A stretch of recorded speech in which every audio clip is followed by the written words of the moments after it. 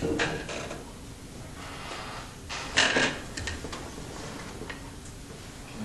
my name is Franklin Suba, and I want to talk about peace, and if peace is really possible. Because if we don't have peace, then we have war. Apparently war brings peace, but if war brings peace, then why do we end up fighting 5 years down the road again?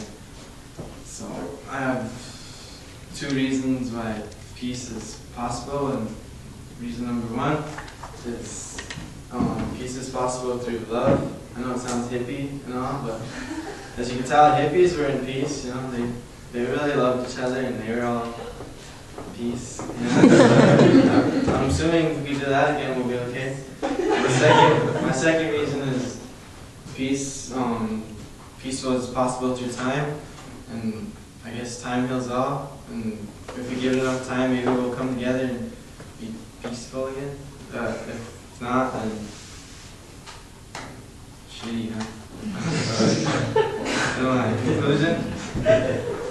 conclusion, number 1, peace is possible through love, and peace is through